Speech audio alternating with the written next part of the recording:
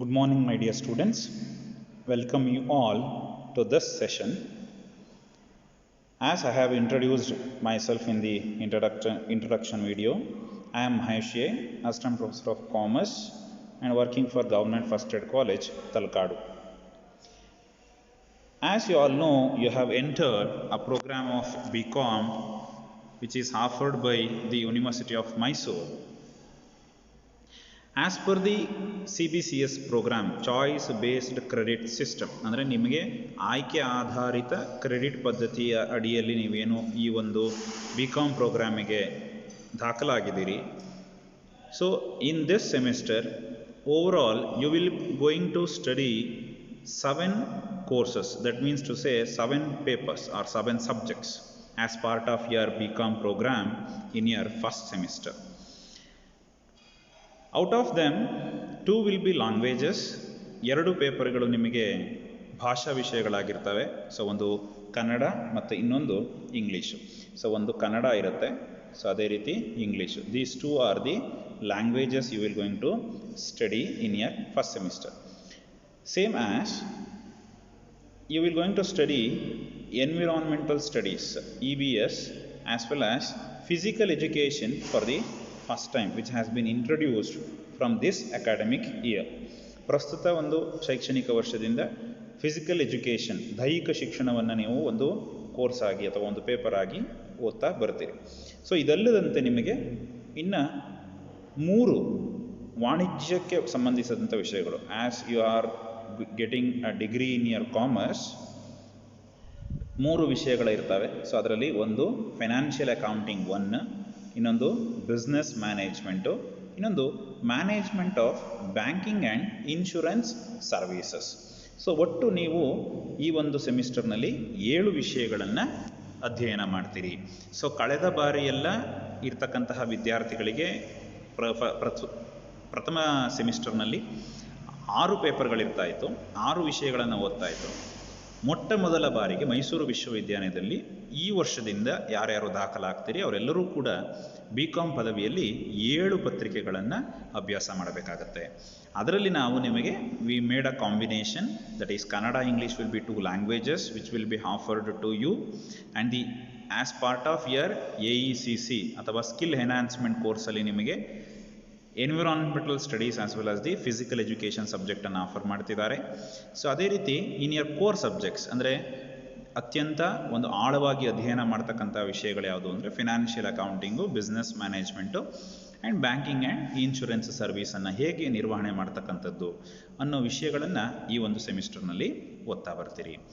Among these subjects, Kannada will be done by the Kannada teacher Nagendra Prasad sir, and English will be by Manjunath KG sir, and the respective teacher will going to handle the respective subjects, and I will be handling your financial accounting 1.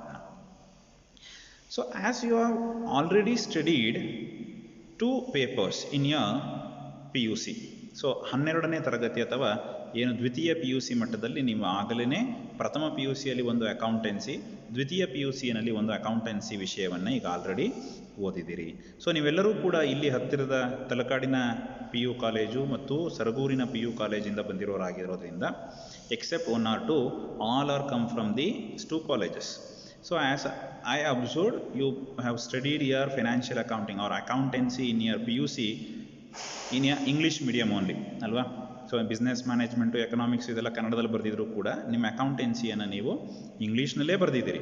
Even though you are in the Kannada medium, so you have chosen accountancy in English. So ಇಂಗ್ಲೀಷಲ್ಲೇ ಯಾಕೆ ಮಾಡ್ತೀರಿ ಅಂತಂದರೆ, because accounting should be used by every one. So ಎಲ್ಲರೂ ಕೂಡ ಒಂದು ಲೆಕ್ಕಪತ್ರಗಳನ್ನು ಬರೀಬೇಕು, ಎಲ್ಲರಿಗೂ ಅರ್ಥ ಆಗಬೇಕು ಅಂದರೆ that should be a common language ಅಂತ ಹೇಳಿ ಇಂಗ್ಲೀಷಲ್ಲೇ ಜನರಲಿ ಚೂಸ್ ಮಾಡ್ತಾ ಹೋಗ್ತಾರೆ. ಕನ್ನಡದಲ್ಲಿ ಯಾರು ಕೂಡ ಅಷ್ಟು ಬಯಲ್ಲ. When I was a students there was a practice of writing accounts in Kannada also. So ನಾನು ವಿದ್ಯಾರ್ಥಿಯಾಗಿದ್ದಾಗ ನಮ್ಮ ಕನ್ನಡದಲ್ಲೂ ಕೂಡ ಮಾಡತಕ್ಕಂಥ ಒಂದು ಪರಿಸ್ಥಿತಿ ಇತ್ತು ಆಗ. ಬಟ್ ನಾವು the time has changed and the paradigm has shifted towards the regional language to the global language English. So I hope you have all studied accountancy very well. So you may have not studied 1 or 2 chapters, I hope. So ನಿಮಗೆ ಅಲ್ಲಿ 10, 12, 14 ಚಾಪ್ಟರ್ಸ್ಗಳಿರೋದ್ರಿಂದ so ಅದ್ರಲ್ಲಿ 1-2 ಬಿಟ್ಟಿರ್ಬೋದು, but ನೀವು ಎಲ್ಲವನ್ನ almost ಕಲ್ತಿರ್ತೀರಿ. So nothing new. Financial ಅಕೌಂಟಿಂಗಲ್ಲೂ ಇಲ್ಲೂ ಕೂಡ ತುಂಬ ವಿಷಯಗಳು ಏನು ನಿಮ್ಮ ಪ್ರಥಮ ಸೆಮಿಸ್ಟರ್ ಅಂದರೆ first semester, second semester, third semester, ಈ 3 ಸೆಮಿಸ್ಟರ್ಗಳಲ್ಲಿ ಏನು ಅಕೌಂಟೆನ್ಸಿ ವಿಷಯ ಇರುತ್ತೆ, ಇದರಲ್ಲಿ all the things are like extension of your PUC. ಏನು ನೀವು ಪ್ರಥಮ PUC ಮತ್ತು ದ್ವಿತೀಯ PUCನಲ್ಲಿ ಓದಿದ್ದೀರಾ, ಸೊ ಅದೆಲ್ಲವನ್ನು ಮುಂದುವರಿದ ಭಾಗ. ಸೊ ಅಲ್ಲೆಲ್ಲ ಸಿಂಪಲ್ ಆಗಿ ಒಂದಷ್ಟು ವಿಷಯಗಳನ್ನು ಕಲ್ತಿರ್ತೀರಿ. So you will learn in a advanced approach ಅಷ್ಟೇ. ಅದರಲ್ಲಿರ್ತಕ್ಕಂತಹ ವಿಷಯಗಳನ್ನು ಇನ್ನೂ ಆಳವಾಗಿ ಅಧ್ಯಯನ ಮಾಡ್ತಕ್ಕಂಥದ್ದನ್ನು ಈ ಒಂದು BCom ಪದವಿಯಲ್ಲಿ ನೀವು ಕಲಿತಾ ಬರ್ತೀರಿ. ಅಕೌಂಟೆನ್ಸಿಯಲ್ಲಿ ನಾವು ಹೊಸದಾಗಿ ಏನನ್ನು ಹುಟ್ಟಾಕೋದು ಕಷ್ಟ. ಅಂದರೆ ಇರೋದನ್ನು ನಾವೇನು ಮಾಡ್ಬೋದು, ಮಾರ್ಪಡಿಸಿ ಅದನ್ನು ಹೊಸ ರೀತಿ ಹೇಗೆ ಹೇಳೋದು, ಹೊಸ ರೀತಿಯಾಗಿ ಅದನ್ನು ಹೇಗೆ ಪ್ರೆಸೆಂಟ್ ಮಾಡೋದು ಅನ್ನೋದನ್ನು ಬೇಕಾದರೆ ನೀವಿಲ್ಲಿ ನೋಡ್ತಾ ಬರ್ಬೋದು. ಸರಿನಾ? In this semester or in this year you will study financial accounting in 2 parts. That is part 1, financial accounting 1, which will be studied in your first semester, and financial accounting 2 will be dealt in your second semester. As per the curriculum of University of Mysore, your financial accounting 1 is a discipline specific course. Discipline specific course antandre it is a core subject, andre compulsory subject which is to be studied by each and every student who get admitted to the program of BCom. ಅಂದರೆ BCom ಪದವಿಗೆ ಸೇರ್ತಕ್ಕಂಥ ಪ್ರತಿಯೊಬ್ಬ ವಿದ್ಯಾರ್ಥಿಯೂ ಕೂಡ ಕಡ್ಡಾಯವಾಗಿ ಓದಲೇಬೇಕಾದಂಥ ವಿಷಯಗಳನ್ನು ನಾವೇನಂತ ಕರಿತೀವಿ, discipline specific course ಅಂತ ಕರಿತೀವಿ. ಸೊ ಇದೇ ರೀತಿ ನಿಮಗೆ ಬೇರೆ ಬೇರೆ ರೀತಿಯಾದಂಥ ಸಬ್ಜೆಕ್ಟ್ಸ್ಗಳಿದ್ದಾವೆ, ಲೈಕ್ SEC ಸರಿನಾ, ಸ್ಕಿಲ್ ಎನ್ಹಾನ್ಸ್ಮೆಂಟ್ ಕೋರ್ಸ್, ಅದೇ ರೀತಿ AECC ಎಬಿಲಿಟಿ ಎನ್ಹಾನ್ಸ್ಮೆಂಟ್ ಕೋರ್ಸಸ್, ಈ ರೀತಿಯಾದಂತಹ ನಿಮಗೆ ಕೋರ್ಸಸ್ಗಳನ್ನು ಇಂಟ್ರೊಡ್ಯೂಸ್ ಮಾಡಿದ. ಸೊ ನಿಮಗೆ ಇಲ್ಲಿ ಚಾಯ್ಸಸ್ ಇರಲ್ಲ. You have to study this subject compulsorily as per the instructions of the university of Mysuru ವಿಶ್ವವಿದ್ಯಾನಿಲಯದ ಪ್ರಕಾರ ನೀವು ಈ ಸಬ್ಜೆಕ್ಟನ್ನು ಓದ್ತಕ್ಕಂಥದ್ದು BCom ಪದವಿಯಲ್ಲಿ ಕಡ್ಡಾಯ ಆಗಿರುತ್ತೆ. ಸೊ ಈ ಒಂದು ಸಬ್ಜೆಕ್ಟು ಬಂದು ಕ್ರೆಡಿಟ್ ಸಿಸ್ಟಮ್, ನಾಗಲೇ ನಿಮ್ಗೆ ಹೇಳೋದ ರೀತಿ ನೀವು CBCS ಪದ್ಧತಿಯಲ್ಲಿ ಬರ್ತಕ್ಕಂತಹ ವಿದ್ಯಾರ್ಥಿಗಳು. ಸೊ ನೀವು ಈ ಒಂದು ಪದ್ಧತಿಗೆ 3ನೆಯ ಬ್ಯಾಚ್ ಆಗಿದ್ದೀರಾ.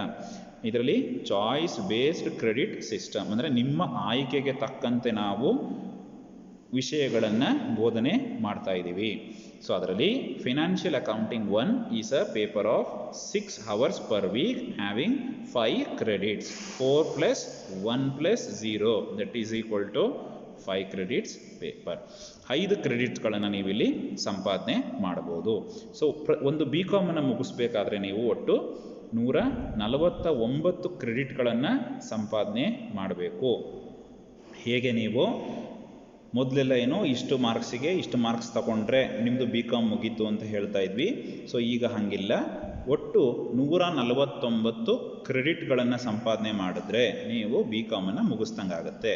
ಸೊ ಅದರಲ್ಲಿ ನಿಮಗೆ ಒಂದು ಪೇಪರ್ 5 ಕ್ರೆಡಿಟ್ ಇರುತ್ತೆ, ಕನ್ನಡ 3 ಕ್ರೆಡಿಟ್ ಇರುತ್ತೆ, ಫಿಸಿಕಲ್ ಎಜುಕೇಷನ್ 3 ಕ್ರೆಡಿಟ್ ಇರುತ್ತೆ, ಬಿಸ್ನೆಸ್ ಮ್ಯಾನೇಜ್ಮೆಂಟ್ 4 ಕ್ರೆಡಿಟ್ ಇರುತ್ತೆ. ಈ ರೀತಿ ಒಂದೊಂದು ವಿಷಯವು ತನ್ನದೇ ಆದಂತಹ ಕ್ರೆಡಿಟ್ಗಳನ್ನು ಒಳಗೊಂಡಿರುತ್ತೆ. ಸೊ ಅದ್ರ ಬಗ್ಗೆ ಹೆಚ್ಚು ತಲೆ ಕೆಡಿಸ್ಕೊಳ್ಳೋದು ಬೇಡ. ಸೊ ನಿಮಗೆ ಒಟ್ಟು BCom ಒಂದು ಪ್ರೋಗ್ರಾಮಲ್ಲಿ ಎಷ್ಟು ಕ್ರೆಡಿಟ್ಗಳು ಬೇಕೋ ಅಷ್ಟು ಸಬ್ಜೆಕ್ಟ್ಸ್ಗಳನ್ನು ನಾವು ಆಫರ್ ಮಾಡ್ತೀವಿ. ಅಷ್ಟು ಸಬ್ಜೆಕ್ಟ್ಸ್ಗಳಿಗೆ ನಿಮಗೆ ಎಕ್ಸಾಮ್ ಆಗುತ್ತೆ, ಅಷ್ಟು ಸಬ್ಜೆಕ್ಟ್ಸ್ಗಳನ್ನು ನಿಮಗೆ ಇಲ್ಲಿ ಬೋಧನೆ ಮಾಡಲಾಗುತ್ತೆ. ಸೊ ಅದಕ್ಕೆ ನೀವು ಮುಗಿಸ್ಕೊಂಡು ನಿಮ್ಮ BCom ಪದವಿಯನ್ನು ಹೋಗಬಹುದು. ಸೊ ಫಿನಾನ್ಷಿಯಲ್ ಅಕೌಂಟಿಂಗ್ 1 ಬಂದು ಡಿಸಿಪ್ಲಿನ್ ಸ್ಪೆಸಿಫಿಕ್ ಕೋರ್ಸ್ ಆಗಿದೆ. ಸೊ ಇದರಲ್ಲಿ it will be having 6 chapters or 6 units for your first semester. So that is the unit 1, which will be related to the accounting principles and standards. You just write down the syllabus after the class. You just go through this video and you write down all these syllabus in a 200 pages notebook, so that we can continue it in further classes. So accounting principles and standards, that will be meaning and definitions, and what are all the objectives of the standards, and accounting cycle, accounting concepts and conventions that should be studied with examples, an overview of accounting standards issued by Institute of Chartered Accountants in India and international financial reporting standards. So accounting standard ಬಗ್ಗೆ ಕೂಡ ನೀವು ಒಂದು overview ಅನ್ನು ಇಟ್ಕೊಳ್ಳಿ. These things have been already studied in your first PUC. ನಿಮ್ಮ ಒಂದು ಪ್ರಥಮ PUCನಲ್ಲಿ ಈ ಒಂದು ಇದನ್ನು ನೀವು ಓದಿದ್ದೀರಿ. ಮೊದಲನೇ ಚಾಪ್ಟರ್ ನಿಮ್ಮ ಒಂದು ಪ್ರಥಮ PUCನಲ್ಲಿ ನಿಮಗೆ ಇರತಕ್ಕಂತಹ ಮೊದಲು ಮತ್ತು ಎರಡನೆಯ ಚಾಪ್ಟರ್ಸಲ್ಲಿ ನಿಮಗೆ ಇದೆಲ್ಲವೂ ಕೂಡ ಬಂದಿರುತ್ತೆ. ಸೊ ಅದನ್ನೇ ಮತ್ತೆ ಇಲ್ಲಿ ಇನ್ನೊಂದು ಸಾರಿ ನೀವು ಇನ್ನೂ ಆಳವಾಗಿ ಅಧ್ಯಯನವನ್ನು ಮಾಡ್ತೀರಿ. So in unit 2 which is also studied in your second PUC, ನಿಮ್ಮ ದ್ವಿತೀಯ PUCಯಲ್ಲಿ ಇದನ್ನು ಆಲ್ರೆಡಿ ಕಲ್ತಿದ್ದೀರಿ. ಬಟ್ ಕೆಲವು ಕಾಲೇಜಸ್ಗಳಲ್ಲಿ ಕೆಲವು ಟೀಚರ್ಸ್ ಇದನ್ನು ಮಾಡಿರಲ್ಲ, ಬಿಕಾಸ್ ಆಫ್ ದಿ ಚಾಯ್ಸ್ ಅದನ್ನು ತಗೊಂಡಿರ್ತಾರೆ. ಸೊ ಇಲ್ಲಿ ನೀವು ಅದನ್ನು ಅತ್ಯಂತ ಹೆಚ್ಚು with what you call advanced adjustments, ಅಲ್ಲಿ ನೀವು ಅಡ್ಜಸ್ಟ್ಮೆಂಟ್ಸ್ ಅಂತಕ್ಕಂಥದ್ದು ಐಟಮ್ಸ್, ಕಾಂಪ್ಲೆಕ್ಸ್ ಐಟಮ್ಸ್ಗಳನ್ನು ಮಾಡಿರಲ್ಲ. ಬಟ್ ಇಲ್ಲಿ by including the complexity in your preparation of final accounts, you will going to study the final accounts of sole trading concern. That is how to prepare the trading and profit and loss account and balance sheet with ಅಡ್ಜಸ್ಟ್ಮೆಂಟ್ಸ್ಗಳನ್ನು adjust ಮಾಡೋದ್ರ ಮೂಲಕ ಹೇಗೆ ನೀವು ಅದನ್ನು prepare ಮಾಡೋದು ಅನ್ನೋದನ್ನು ಯಾವುದ್ರಲ್ಲಿ ಓದ್ತೀರಿ, ಇನ್ unit number 2ನಲ್ಲಿ ಅದನ್ನು ಕಲಿತಾ ಬರ್ತೀರಾ. Then the unit 3 which is related to accounts from incomplete records. So incomplete sir ಇದೇನು ಸರ್ ಕಂಪ್ಲೀಟ್ ಆಗಿಲ್ದಿರೋ ರೆಕಾರ್ಡ್ಸ್ ಯಾವುದಿದು ಅಂತಂದರೆ, ಇನ್ಕಂಪ್ಲೀಟ್ ಅಂತಂದರೆ that is nothing but as you have already studied the single entry system. Single entry system of accounting is popularly known as incomplete records. ಅಂದರೆ ಏಕ ನಮೂದು ಪದ್ಧತಿಯಲ್ಲಿ ನೀವು ಏನು ಲೆಕ್ಕಗಳನ್ನು ಬರೆದಿರ್ತೀರೋ ಅದನ್ನು ಏನಂತ ಕರಿತೀವಿ ನಾವು, ಇನ್ಕಂಪ್ಲೀಟ್ ರೆಕಾರ್ಡ್ಸ್, ಅಂದರೆ ಅಪೂರ್ಣ ವರದಿಗಳು ಅಂತ ಅದನ್ನು ಕರಿತೀವಿ. ಸೊ ಅದಕ್ಕೆ ಸಂಬಂಧಪಟ್ಟಂತೆ ನೀವು what are all the features and techniques of obtaining complete information and the various problems on conversion of single entry into double entry system. ನೀವು ಏಕನಮೂದು ಪದ್ಧತಿಯಲ್ಲಿ ಅಂದರೆ ಸಿಂಗಲ್ ಎಂಟ್ರಿ ಸಿಸ್ಟಮಲ್ಲಿ ಬರೆದಿರ್ತಕ್ಕಂಥ ಲೆಕ್ಕಪತ್ರಗಳನ್ನು ಡಬಲ್ ಎಂಟ್ರಿ ಸಿಸ್ಟಮಿಗೆ ಹೇಗೆ ಕನ್ವರ್ಟ್ ಮಾಡೋದು ಅಂತಕ್ಕಂಥದ್ರ ಮೇಲೆ ನೀವಿಲ್ಲಿ ಲೆಕ್ಕಗಳನ್ನು ಕಲಿತಾ ಬರ್ತೀರಿ. The illustrations will be dealt with the conversion of single entry into double entry system. And the fourth unit which is related to the preparation of branch accounts, the accounts for branches. ಬ್ರಾಂಚ್ಗಳನ್ನು ಇಟ್ಕೊಂಡು business ಮಾಡ್ತಿರ್ತಾರೆ. So ಒಂದು ಬಿಸ್ನೆಸ್ಸನ್ನು ಕೇವಲ ಒಂದೇ ಜಾಗದಲ್ಲಿ ಮಾಡಬೇಕು ಅಂತಿಲ್ಲ. They can open their branches around the geographical area. ಏನು geographical area ಏನಿದೆ ಅದರಲ್ಲಿ ಎಲ್ಲಿ ಬೇಕಾದರೂ ಅವರ ತಮ್ಮ ಒಂದು ಬ್ರಾಂಚಸ್ಗಳನ್ನು ಓಪನ್ ಮಾಡಿ, ಶಾಖೆಗಳನ್ನು ಓಪನ್ ಮಾಡಿ ನೀವೇನು ಮಾಡ್ಬೋದು, ಬಿಸ್ನೆಸ್ಸನ್ನು ಮಾಡ್ತಿರ್ತಾರೆ. ಸೊ ಹಾಗಿದ್ರೆ how to maintain the accounts of that particular branches, ಆ ಶಾಖೆಗಳ ಲೆಕ್ಕಗಳನ್ನು ಹೇಗೆ ಬರೆಯೋದು ಅನ್ನೋದನ್ನು ಇಲ್ಲಿ ಓದ್ತಾ ಬರ್ತೀರಿ. ಸೊ ಇದರಲ್ಲಿ you will going to learn meaning and objectives of maintaining of branch accounts by head office. ಅಂದರೆ ಕೇಂದ್ರ ಕಚೇರಿಯಲ್ಲಿ ಬ್ರಾಂಚ್ಗೆ ಸಂಬಂಧಪಟ್ಟಂತಹ ಲೆಕ್ಕಪತ್ರದ ದಾಖಲೆಗಳನ್ನು ಹೇಗೆ ಮೇಂಟೈನ್ ಮಾಡೋದು. Goods invoiced by head office at cost and invoice price. ಅಂದರೆ ಕಾಸ್ಟ್ ಪ್ರೈಸು ಮತ್ತು ಇನ್ವಾಯ್ಸ್ ಪ್ರೈಸಲ್ಲಿ ಹೆಡ್ ಆಫೀಸಿಂದ ಬ್ರಾಂಚಿಗೆ ಗೂಡ್ಸನ್ನು ಕಳಿಸಿದಾಗ how to do the accounting treatment under the debtors system. ಇದನ್ನು you will going to learn in your branch account which is in the chapter of unit 4. And in unit 5 you will going to do the accounts for departments, departmental stores. So ಅಂದರೆ ನಿಮಗೆ ಭಾಗಗಳಾಗಿ ಆ ಒಂದೇ ಒಂದು roof ಕೆಳಗಡೆ business ಮಾಡ್ತಿರ್ತಾರೆ ಬೇರೆ ಬೇರೆ ಡಿಪಾರ್ಟ್ಮೆಂಟ್ಸಲ್ಲಿ. ಸೊ ಅದಕ್ಕೆ ನೀವು ಹೇಗೆ ಲೆಕ್ಕವನ್ನು ಬರ್ತೀರಿ, what is the meaning of that departments and objectives ಏನು ಈ ಅಕೌಂಟಿಂಗ್ದು, what are all the advantages of keeping departmental accounts, and what is the basis for allocation of joint expenses. That is joint expenses, the expenses which are incurred among the departments. ಕೇವಲ ಒಂದಕ್ಕಲ್ಲ ಎಲ್ಲದಕ್ಕೂ ಸೇರಿಸಿ ನೀವು expenses ಆಗಿದ್ರೆ ಅದನ್ನು joint expenses ಅಂತ ಕರಿತೀರಾ. So ಆಗ ಹೇಗೆ ಲೆಕ್ಕ ಮಾಡೋದು. Next, what is the internal transfer of goods between the departments and how to prepare the profit and loss account and the balance sheet for such departmental stores ಅನ್ನೋದನ್ನು ನಿಮ್ಮ unit number 5ನಲ್ಲಿ ಕಲಿತಾ ಬರ್ತೀರಿ. And the last unit, which is related to the computerized accounting. As we all know, we are shifting from the manual accounting system towards computerized accounting around the world. The globe is going on computers. So without the computer knowledge in accounting, you cannot be a contemporary employee. ಅಂದರೆ ಇವತ್ತಿನ ದಿವಸಕ್ಕೆ ನೀವು suit ಆಗ್ತಕ್ಕಂತಹ employee ಆಗಿರಲ್ಲ, even though you know how to prepare the accounts. So you should have a knowledge of computers which will be used in the accounting process. So you will going to learn what is the meaning and features and how the tally works and how to create and alter the company in tally, and what is the process of groups and ledger accounts, and how to generate the trial balance and the financial statements in the tally software ಅನ್ನೋದ್ರ ಬಗ್ಗೆ ನೀವಿಲ್ಲಿ ಕಲಿತಾ ಬರ್ತೀರಿ. So as you all know, in Talakadu some agency is offering tally course. You can even join to that practical course. That will be more beneficial for your future job. After BCom, if you want to enter into a job of an accountant or a clerk or a accounting expert, you should have a knowledge of tally software, so that will be helpful. It will be a theory in your classroom, so that theory can be applied in your practical classes if you enroll for yourself in that agency which is there in the new street of Talakadu. So in this semester you will going to do all these 6 chapters I will be dealing, and first 5 chapters which are more problematic are illustrative one, and the last unit 6 computerized accounting is a theoretical one. So ಎಲ್ಲದರಲ್ಲೂ ಕೂಡ ನೀವಿಲ್ಲಿ ಲೆಕ್ಕಗಳು ಇರ್ತವೆ. So you should not lose or you should not drop your knowledge of PUC accountancy anywhere. So ಇದು ತುಂಬ ಬೇಕು, ಎಲ್ಲೂ ಕೂಡ ಎಲ್ಸ್ವೇರ್ ನೀವು ಅದನ್ನು ಬಿಡೋಕ್ಕಾಗಲ್ಲ. Because all the accounts which you will going to study in your future courses, that is whether you study in BCom or MCom or MBA or wherever you go and work, the knowledge of or basic knowledge of your PUC on accounting is always essential. Without that, it becomes highly difficult for a student or a practitioner to practice the accounts.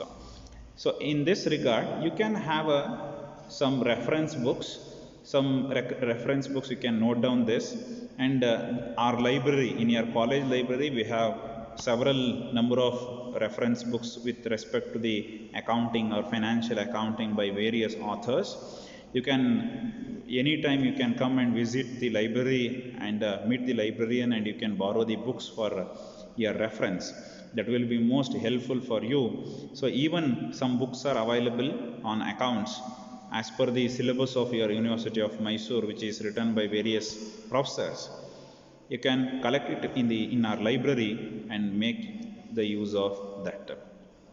And I hope you understood what is the layout of our framework of your first semester financial accounting 1. In this, I am going to conclude my session, and hope you all are viewing the pre-recorded lectures, and please write down this syllabus in the 200 pages notebook. Without this, you will not be having any kind of guidelines. This syllabus is a framework of guidelines which will make yourself to learn as per the curriculum. And thank you all.